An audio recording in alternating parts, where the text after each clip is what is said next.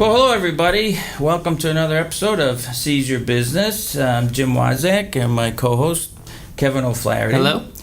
And today our topic is Facebook ads, and our guest is Jason Baltimore, who is a guru of that. Jason, welcome to the show. Thank you very much. Thanks for having me. Appreciate it. Nice to meet you guys. Well, tell us a little bit about your company first, and what you guys do and all that. Okay, absolutely. So my company's name is King's Ransom Marketing.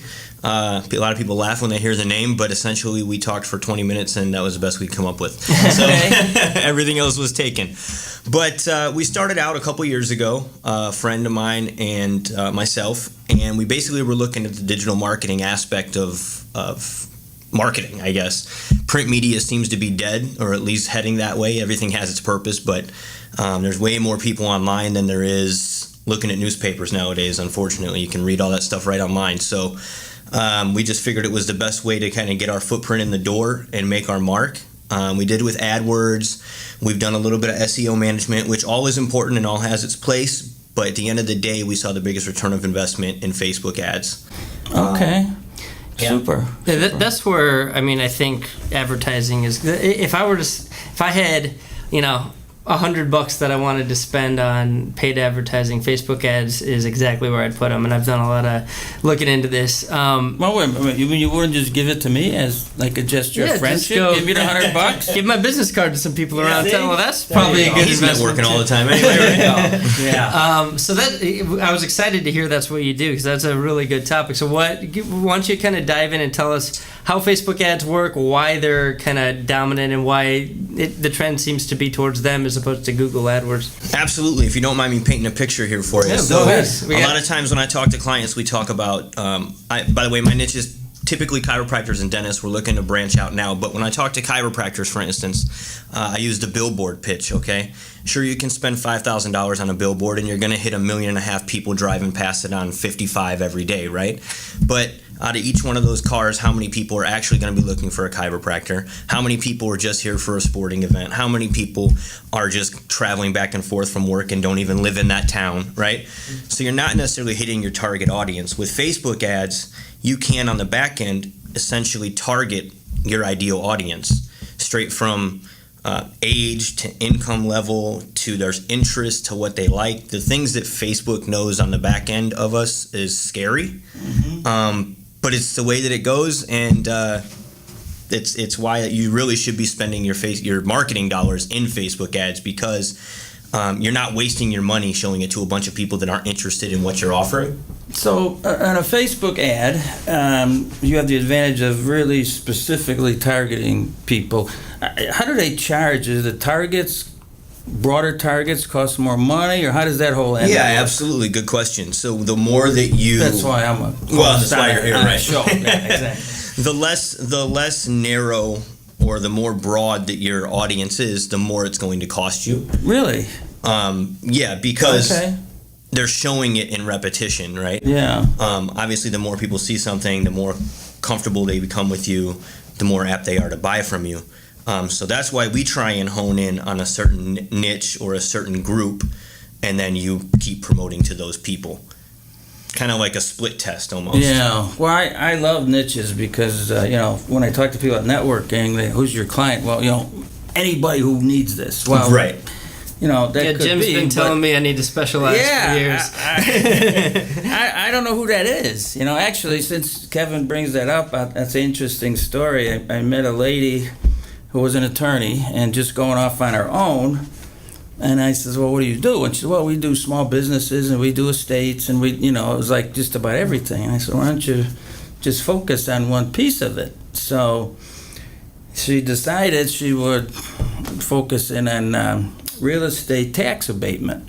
Okay. I didn't see her for a few years, and I called her up because I saw her website. I said, well, maybe she could look at my taxes on my house. And I said, hey, this is Jim, do you remember me? She said, oh, of course you remember. You're the guy who told me to focus on this niche, and you created this whole business for me. So niches are indeed very powerful. Yeah, absolutely. Now, are the Facebook ads, are they just little boxes that we see, or can there be more to it? Can you put links in there? How does that work? Yeah, well, that's a great question. So we do a couple different ones, but you can do anything from how you see them on the side of the page. You know, which you'll ever notice if you're looking up, I'm a golfer, if you look up a golf course or golf clubs, next thing you know, all the ads on the side of the page are to buy Callaway or Titleist or something like that. So you can do that. What we do is it actually comes through your feed as if you were a friend of mine, okay, posting something up. So it comes up and there's videos, and then, there's links where I can send them directly to an e-commerce page, or I can send them to my chiropractor's office. I'm glad you brought it up, because one of the things that we recommend to do, we create landing pages, which is basically a simplified version of your web page or the offer that you're offering. Because when you bring somebody directly to your web page, there's so much other stuff on there than what they're actually looking to get, the offer that you were enticing them with, that they get lost and then they never sign up. So we create a separate landing page.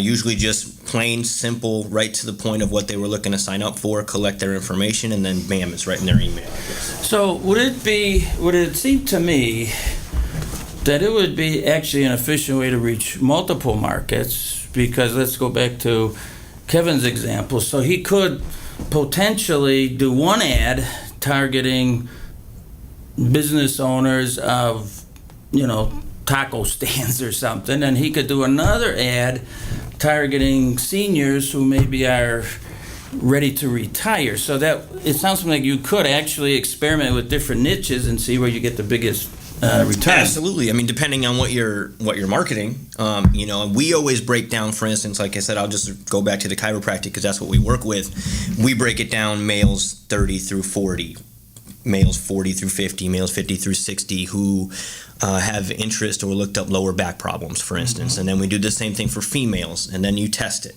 right? And then we see where we're seeing the biggest return, then we're able to turn off those certain niches and just focus on those people that we know are looking at it and clicking through it. Yeah. So you can actually target it based on what they're searching on, Google, or how does that? You can hear it from me. Yes, you can. It's unbelievable. I have a whole video on our webpage.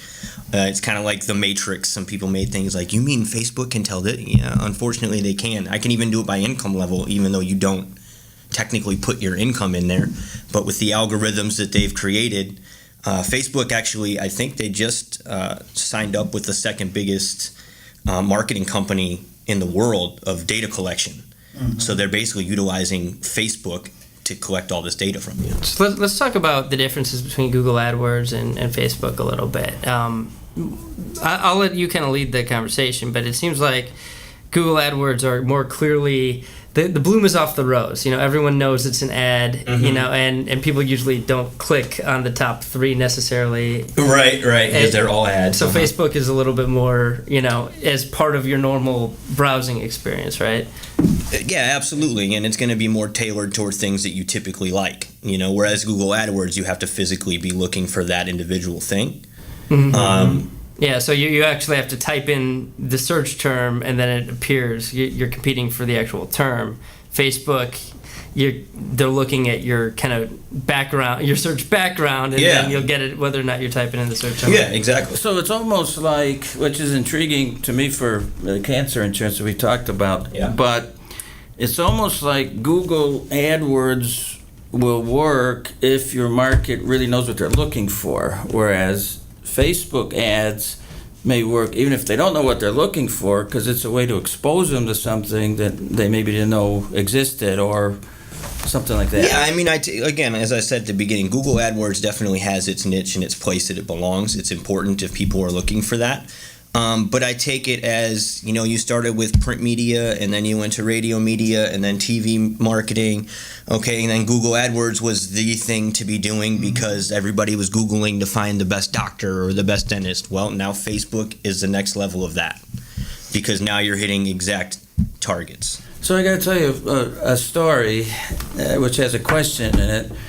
So earlier this year, I took my friend's 12-year-old daughter to Great America, and just out of curiosity and doing a little sort of semi-market research, I asked her, I said, do you spend a lot of time on Facebook? She says, no, that's for old people. We're on Instagram and Snapchat. Yeah. So, Facebook now seems to be almost serving like a certain demographic, and do those others play into the equation at all? Yeah, it's almost like I trained you to segue me into that. No, actually, it's absolutely perfect, and there's a couple different ways to market, but we definitely suggest when we create a Facebook ad, it is linked to your Instagram account, so it also is going out on Instagram. Okay. Snapchat is great as well. Definitely people are all over Snapchat. It's a little bit shorter of a market, just for the time frame that your videos are. You can do unlimited and stuff like that. But it's definitely, yeah, if you're not marketing on Instagram and Snapchat, you're going to be behind the 8 ball again. From what I'm not an expert in this industry, but from what I hear the talking heads on CNBC say, is that anything Snapchat can come up with, any new features they have, Facebook immediately like parrots, and they've got the market share to dominate. So Snapchat stock is like in a downward spiral. Yeah, Facebook is going up because Facebook is basically stealing all of the best ideas from Snapchat and Instagram because it's not, When they can afford to. Yeah, and then they can make it, make them better. So I when you're talking about Facebook's for old people, I'm not. This is not what I do for a living, but I wouldn't. Based on what I hear, I don't think Facebook is going away like MySpace did. I think it's yes, and that's the thing about Facebook is why Facebook is continuing to dominate, because it's not doing what MySpace did, where MySpace was like, this is what we are, this is what we're going to be, and this is it, and everybody was like, cool. Facebook just continues to grow, which makes it difficult on my end as a Facebook marketer or Facebook ads, because I have to continually learn new things, which is great. It keeps a job for me. But so speaking of which, what's the value add for someone to hire you to kind of run their Facebook ad campaign as opposed to just kind of hopping on Facebook and doing it themselves? It varies based on market. Obviously, as I said, we started in a niche because we wanted to make sure that we were producing and perfecting it to get you the best results. Worst thing that I told my business partner we could do, which he luckily agreed, was to branch out into 15 different niches and only be good at one, and then create a bad name in the other 10, Sure. right? So now that we've perfected these 2 or these 3, we're branching out. Restaurants can be anywhere from $500 to $1,500 a month for us to do that. If you're just doing it on your own, which we do workshops where we teach people how to do this. Again, it's not easy to do. It's time consuming. So at the end, if they decide they want us to do it, we can do it. But they also pay for your ad spend. So we usually recommend anywhere from $200 to $500 a month. Again, the first couple of weeks are a little bit more expensive because you're splitting your markets and you're testing a bunch of different ones before you really nail it in. So yeah, I mean, for instance, chiropractors, we charge $1,500 a month, and we recommend a $500 ad spend. Okay. Now, So you must be adding a lot of value if if they're paying more for you than the ad spend. Can you elaborate? You said it's hard to do. What makes it hard? Where do you kind of come in and it's just make learning. It's just learning the back end, and it's bringing in. Okay, I like to use Groupon as an example. A lot of people go on Groupon. It's a great way to try out new things, right? But how many people just go on Groupon to buy a Groupon to get a cheap deal? A lot of people, right? Sure, of course. So when they come into a chiropractor's office, and there's a ton of them on Groupon, they're getting an adjustment for $20, right? But how often are they coming back? Not very often. So it's like the value scale marketing, right? Sure, McDonald's can charge you, I think they say it costs McDonald's $1.09 to get one person through the door. And then they make like 18 cents when they sell them a cheeseburger. But then when you add the fries and you add the Coke, right? Now you're upselling your clients. So chiropractors, dentists, why we started there, doesn't take many people to turn into return customers for them to see triple, quadruple their investment. To a certain extent, if the value of a client is $500 a month or $1,000 a month, you might have a different program than if the value is $20 a month, like if it's an oil change place or something. Correct. In the same way, like obviously restaurants, everybody goes out to eat. Okay, so I'm hitting a much larger market than I am if I'm targeting people that are just looking for chiropractors or just looking for dentists. How tightly can you target geographically? Down to the zip code, down to 5 mile radius of the business.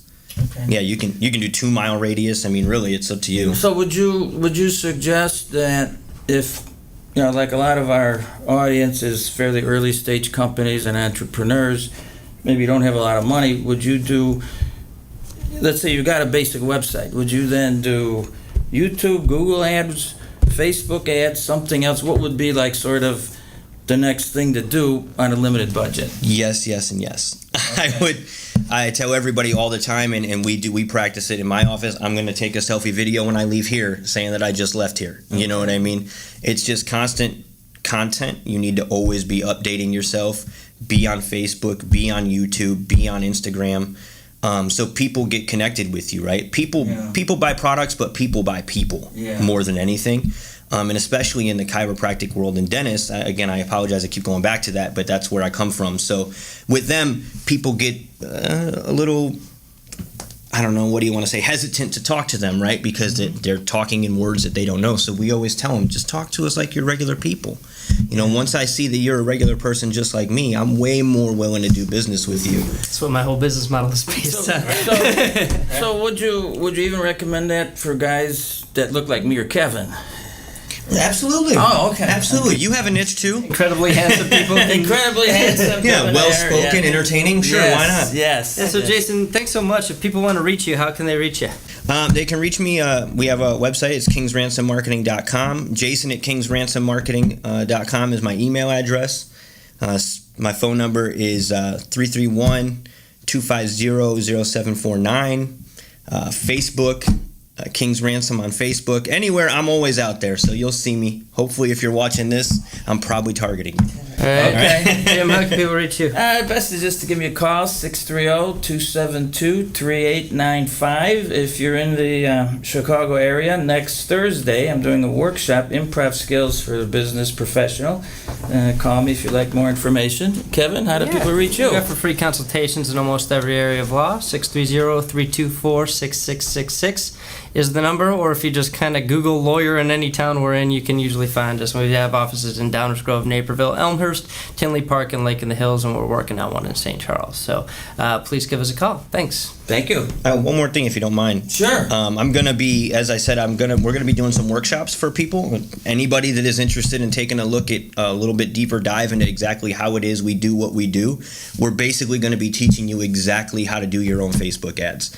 Again, probably killing our business a little bit, but it's also getting it out there because I think it's important for everybody. So take a look at us on Facebook, and we'll be keeping you posted on those dates. Super. Thanks again. Thanks for listening. Thank you guys. Appreciate it.